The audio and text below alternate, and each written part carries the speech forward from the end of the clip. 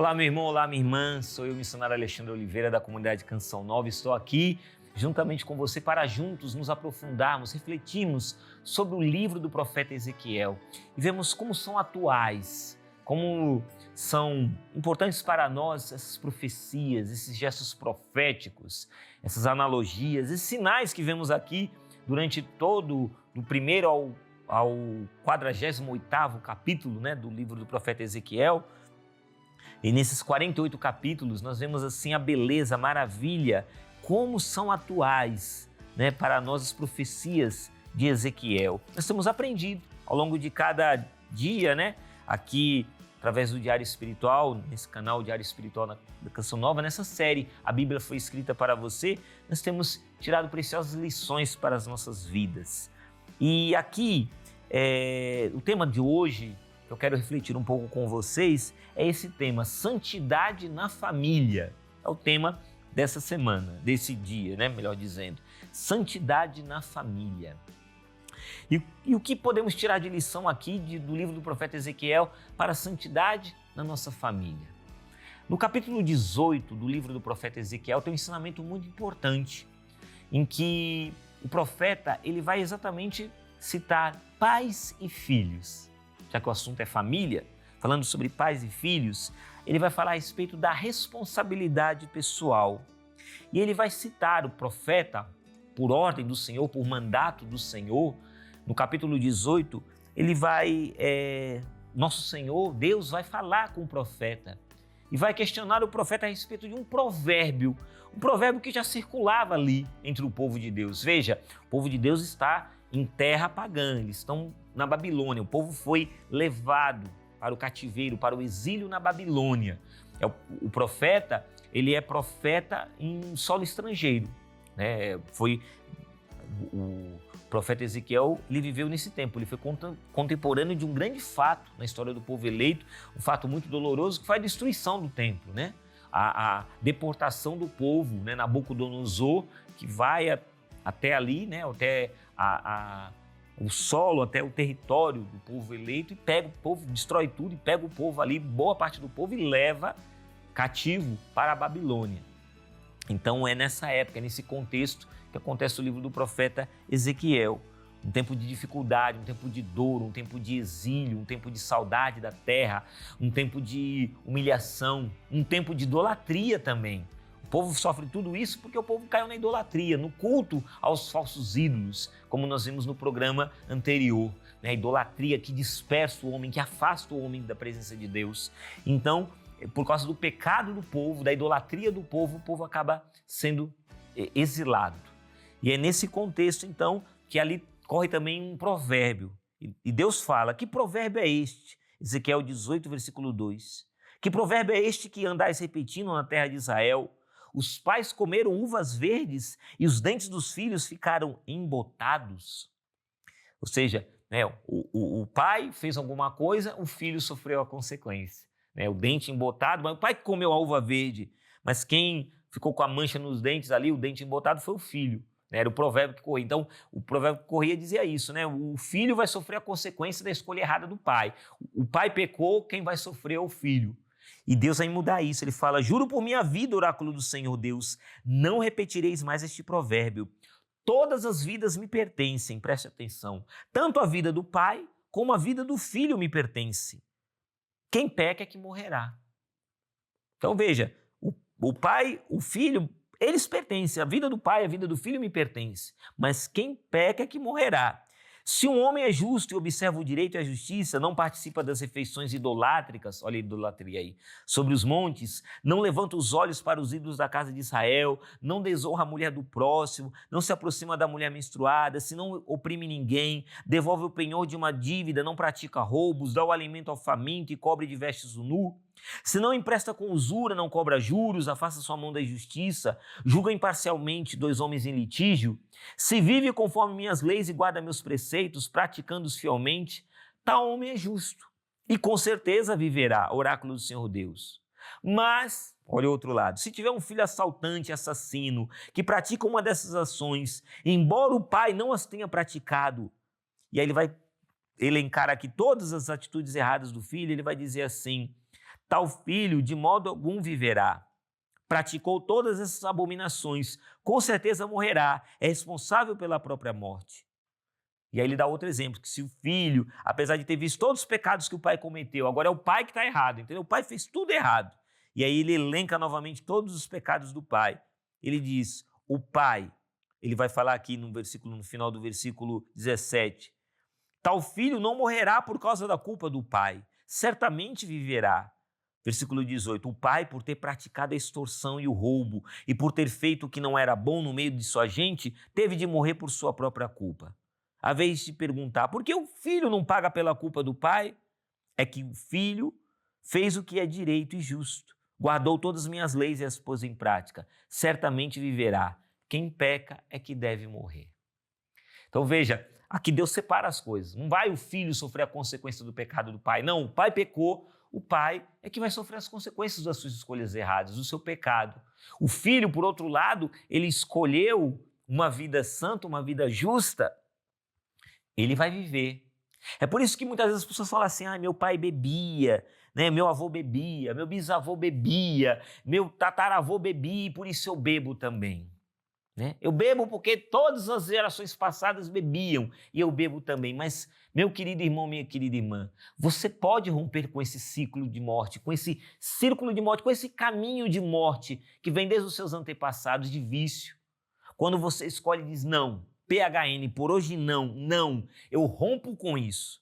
Meu pai bebia, meu avô bebia, meu bisavô bebia, mas eu não vou beber. Eles viviam tal vício, mas eu não vou viver esse vício. Porque eu aceito Jesus no meu coração, eu vou buscar uma vida de santidade. A partir da sua decisão, acaba ali, meu irmão e minha irmã. Você põe um marco, é como se você colocasse um mastro, uma bandeira e dissesse assim, acaba aqui. Esse território a partir de agora, a minha vida a partir de agora é território santo. A minha vida a partir de agora, a decisão que eu tomo por Jesus, ela rompe com toda a maldição dos meus antepassados, com todo o caminho de morte, todo o peso de morte que vinha dos meus antepassados, toda a carga hereditária, ela acaba comigo agora, porque eu aceito Jesus como meu único Senhor e Salvador. Então, é uma decisão do coração. Você está entendendo? A conversão é uma decisão do coração. É o que Deus está falando aqui para o seu povo. O Filho tomou decisão por mim, ele me escolheu, e porque ele me escolheu, o que o Pai fez vai ficar com o Pai. Lógico, a gente sabe que existem marcas que nós trazemos dos nossos antepassados. Um pai que bebia, um pai que batia nos filhos, um pai violento. Deixa marca nos filhos, é verdade, a gente sabe disso. As marcas ficam, mas a decisão é nossa, é pessoal. A conversão é uma decisão do coração, é uma decisão pessoal. Então, mesmo que você traga hoje marcas profundas das escolhas erradas que seu pai e sua mãe fizeram, eu quero dizer para você, você pode e você deve, você tem capacidade, e você deve fazer a escolha hoje pelo Senhor. Mesmo que os seus antepassados, a sua família, tenha vivido uma vida de adultério, de pornografia, uma vida de alcoolismo, uma vida de violência, uma vida de escolhas erradas, uma atrás da outra, uma sequência de escolhas erradas. Você, como esposo, como pai, como chefe de família, como mãe, como dona de casa, você como pai, como mãe, como filho, como irmão, você na sua casa, você pode e deve fazer a opção pela santidade e dizer não. As escolhas erradas que meus antepassados fizeram, infelizmente eles fizeram, mas eu não vou fazer a mesma escolha errada. Não, eu vou escolher Jesus, eu vou escolher Deus na minha vida. E aí sim, a partir dessa decisão do coração, viverá. A santidade na família, portanto, ela começa com uma decisão do coração, uma decisão que o pai toma, que a mãe toma, que os filhos tomam. Mesmo que na sua casa, você hoje olhe para a sua família e veja o seu lar desmoronando e diga, poxa, meu marido não quer saber de rezar, minha esposa não quer saber de Deus, os meus filhos não caminham na igreja, mas você pessoalmente tomou uma decisão por Jesus. Você disse, não, mas ninguém na minha casa quer rezar, eu vou para a igreja. Eu vou continuar rezando, eu vou continuar perseverando em Deus, eu vou continuar firme e forte na palavra de Deus, eu vou continuar perseverando, mesmo que ninguém na minha casa queira rezar o terço, mesmo que ninguém na minha casa queira saber de Deus, mas eu tomo a decisão. E a santidade na sua família começa porque você tomou essa decisão. A responsabilidade é minha, a responsabilidade é sua. Está entendendo? Então, a santidade na família, ela passa por esse caminho do coração, coração que se converte. Aquilo que o catecismo fala no número 1432, quando um catecismo vai citar para nós e vai dizer aqui a respeito do coração, o coração que fica pesado. O catecismo vai dizer que o coração do homem, ele se apresenta pesado e endurecido. É preciso que Deus dê ao homem um coração novo. E a conversão, vai dizer aqui o catecismo, é antes de tudo uma obra da graça de Deus que reconduz nossos corações a Ele. Citando Lamentações 5:21, converte-nos a Ti, Senhor, e nos converteremos. Deus nos dá a força de começar de novo. Então veja, a conversão é essa decisão do coração, um recomeçar. Eu vou começar em Deus. O marido não quer, o filho não quer. Seria tão bom se toda a minha família estivesse no caminho de Deus. É algo maravilhoso. E Deus queira que toda a sua família esteja no caminho de Deus. Mas se tem alguém na sua família que, desculpa falar, é desmiolado, é cabeça dura, é teimoso, feito uma mula e não quer saber do caminho de Jesus, mas você quer. Então você caminha firme em Deus. Caminha, toma essa decisão. Peça esse coração novo para esse seu cônjuge, para esse seu filho, para esse seu pai, sua mãe que está com o coração endurecido, pesado. Você peça a graça da conversão, que Deus visite, que Deus toque no coração dessa pessoa. Mas o seu coração, ele é responsabilidade sua. O seu coração, a sua vida com Deus, ela é responsabilidade, em primeiro lugar, sua. É você que faz esse caminho de santidade com Deus, esse caminho de comunhão com Deus. Está entendendo? Então, buscar essa conversão, isso é essencial. E aí o catecismo continua, quando vai falar a respeito da família, nos traz algo muito bonito. O catecismo vai falar aqui, a partir do número 2201, sobre a natureza da família. Que Deus, ao criar o homem e a mulher, ele instituiu a família humana e dotou-a de sua constituição fundamental. E aí o próprio catecismo, né, vai falar para nós isso, né, que a família, ela implica uma diversidade de responsabilidades, de direitos e deveres. Veja, na família existem responsabilidades, e uma responsabilidade que eu tenho na minha vida familiar é buscar a minha conversão, a minha vida de santidade. Direitos e deveres. E é bonito quando o catecismo vai falar dos deveres, aí depois vale a pena você ler a partir do número 2201, quando fala da família, e aqui é o momento em que o catecismo vai falar dos deveres dos filhos e vai falar dos deveres dos pais.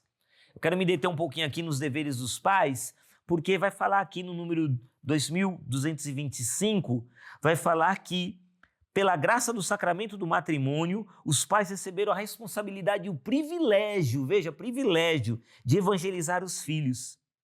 Por isso, os iniciarão desde tenridade nos mistérios da fé, da qual são para os filhos os primeiros arautos. Então, pai, mãe, você é o primeiro arauto dessa educação na fé dos seus filhos. Tem que dar Deus para os seus filhos.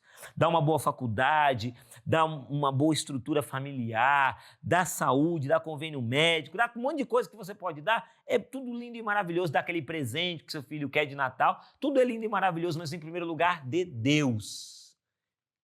Dar Deus aos nossos filhos. Dar um legado de fé para os nossos filhos é o mais importante, é o que eles mais precisam. A educação para a fé, continua o catecismo, por parte dos pais deve começar desde a mais tenra infância. Às vezes a gente larga os filhos diante do videogame, diante da TV, larga lá os filhos lá, não educa os filhos na fé, não quer saber do filho, não leva o filho para a igreja, não leva o filho para a catequese, larga o filho, depois quer que o filho mude de vida quando já está barbudo, quando já está marmanjo. Ah, por que meu filho agora faz tanta escolha errada? Por que não começou desde pequeno? Não é de pequenino que se torce o pepino, diz o ditado? Então, é de pequeno, começa a bebezinho, já ensina a fazer o sinal da cruz, já ensina o que é o papai do céu, a mamãe do céu, ensina as músicas, aquelas musiquinhas que a gente aprendeu quando criança, sabe? Mãezinha do céu, não sei rezar, e tantas outras canções, né? Vai ensinando o seu filho na fé, coisas pequenas, dá aquela Bíblia com desenhinhos, gravuras, para o seu filho já desde pequeno ler a Bíblia, não larga ele no celular, não joga o smartphone na mão do seu filho, deixa ele lá largado vendo desenho o tempo todo, não. Educa seu filho na fé. Você está entendendo? Você é arauto, o primeiro arauto para o seu filho, mensageiro da fé para o seu filho. E aí vai dizer o catecismo número 2227, falando dos filhos agora. Os filhos, por sua vez, contribuem para o crescimento de seus pais em santidade. E aí continua dizendo, todos e cada um se darão generosamente sem se cansar o perdão mútuo exigido pelas ofensas, pelas rixas, pelas injustiças e pelos abandonos. Sugere-o a mútua afeição, exige-o a caridade de Cristo. Meu irmão e minha irmã, a nossa família não é uma família perfeita, longe disso, vai ter conflito, vai ter discussão, vai ter briga, vai ter desentendimentos. Na minha família tem, Na sua também tem, todas as famílias têm isso, não é? Não pense, a gente sim, ai, que pai maravilhoso, que mãe maravilhosa, que filhos maravilhosos. Não, gente. Não, tem problemas sim. E tem discussões, tem desentendimentos, mas tem que ter perdão. Falou mais alto do que devia? Então depois esfria a cabeça, chega lá e peça desculpa. Não seja esse pai orgulhoso, essa mãe orgulhosa, teimosa, feito uma mula que não pede perdão para o filho. Não é vergonha nenhuma reconhecer o erro como pai e mãe. Não é sinal de fracasso, não. Pelo contrário, é um sinal de altivez, né? É um sinal lindo quando você tem a humildade de chegar para o seu filho, para sua filha e falar, perdoa o pai. O pai exagerou nessa correção. Perdoa o pai, perdoa a mãe aqui porque eu falei com você. Perdoa o pai por esse gesto. Perdoa a mãe por ter te colocado, ter te exposto, feito você passar vergonha. Peça perdão. E você, filho, filha, também peça perdão para o seu pai e para sua mãe. Que é um recado para os filhos. A decisão é sua, filho. Amar seu pai e sua mãe, honrar pai e mãe, é o primeiro mandamento acompanhado de uma promessa. Honra pai e mãe para ter longos dias de vida sobre a face da terra. Veja, meu irmão e minha irmã, você que é filho, filha, honra teu pai e tua mãe. Às vezes, a gente como filho é tão desmiolado que a gente quer ouvir um colega de balada, o colega de faculdade, achando que ele tem conselhos melhores do que pai e mãe. Não tem não, viu? Colega de balada não tem conselho melhor do que o colega de faculdade, não vai ter conselho melhor do que pai e mãe. Não tem. Às vezes fala, meu pai é careta, é quadrado, é redondo, sei lá que forma geométrica que você dá para o seu pai e para sua mãe, né? Sendo que é ultrapassado. Mas seu pai já viveu o que você viveu, e se ele não viveu, ele tem experiência. Então ouve, teu pai não quer o teu mal, ele quer o teu bem. Mas tem tanto filho que até dentro da igreja, na igreja é a coisa mais linda, beija, abraça, Pai de Jesus, o amor de Maria, mas em casa bate a porta do quarto na cara do pai e da mãe, não ouve pai e mãe, filho rebelde, desobediente. Como é que você quer ganhar o céu, criatura? Como é que você quer ganhar o céu sendo rebelde, desonrando o teu pai e tua mãe? Na frente dos outros é a coisa mais lindinha. Igual, olha que coisinha lindinha. Mas dentro de casa, desculpa falar, é uma verdadeira peste, né? Desobedece pai e mãe, fala com o pai e com a mãe de qualquer jeito. Não é assim não, gente. Pai e mãe tem que falar com respeito. Pai é pai, mãe é mãe, filho é filho. Na casa cristã, cada coisa no seu devido lugar. Filho nunca vai mandar mais que pai e mãe não, viu? Desculpa, se você, pai e mãe, está deixando seu filho pequenininho mandar na sua casa mais do que você que é pai que é mãe, tá tendo uma inversão de valores aí, tá uma bagunça essa casa. Desculpa a minha sinceridade. Não pode ser assim não. Filho tem que saber o lugar dele, que é um lugar de amor. O filho é o dom mais excelente do matrimônio. Então ame seu filho, respeite seu filho, mas ele tem que obedecer. Quando pai e mãe falam com autoridade, pai e mãe tem que falar com autoridade. O filho tem que reconhecer a autoridade do pai e da mãe. Não é não. Quando o pai e a mãe falam não é talvez. Você está entendendo? A santidade da família passa por essas escolhas. Então você, pai, se você está sendo muito mole, se você está te faltando autoridade, faça agora a escolha. A responsabilidade é sua. Escolha agora, não é ser um pai carrasco que bate, que dá medo nos filhos. Chegou em casa agora o pai, as crianças até molham as calças de medo porque o pai chegou tirando, o déspota. Não é isso. Mas chegou aquele que tem autoridade, aquele que cuida da família, aquele que merece respeito. Então pai, mãe, você é o coração do lar. Se você parar de ser mãe, de ser o coração do lar, a casa morre por infarto. A gente morre de infarto quando o coração para, não é assim? Tem muitas casas infartando porque o coração da casa, que é a mãe, que é a esposa, não está assumindo o papel dela. Sai desse sofá, sai dessa TV, para de ver tanta série e vai cuidar do teu marido e dos seus filhos. Seja amor dentro da sua casa, mulher, pelo amor de Deus. A santidade na família, ela passa por isso também, por gestos concretos de amor. Não é só ficar rezando o tempo todo, não. Rezar é muito importante. Família unida tem que rezar, porque uma família que reza unida, ela permanece unida. A oração é muito importante, mas também precisa, além da oração, dos gestos concretos de amor. Quero terminar essa reflexão trazendo aquilo de um pai, que eu já contei em outros momentos, de um pai que ele não tinha muito tempo para assim, ficar na presença do filho, porque ele trabalhava o dia inteiro, chegava à noite, o filho já estava dormindo. E ele descobriu um código com seu filho, para que seu filho soubesse que ele estava ali. Todas as noites, ele contava para a diretora da escola que ele chegava à noite, o filho já estava dormindo, ele dava um beijo no filho e dava um nó na ponta do lençol.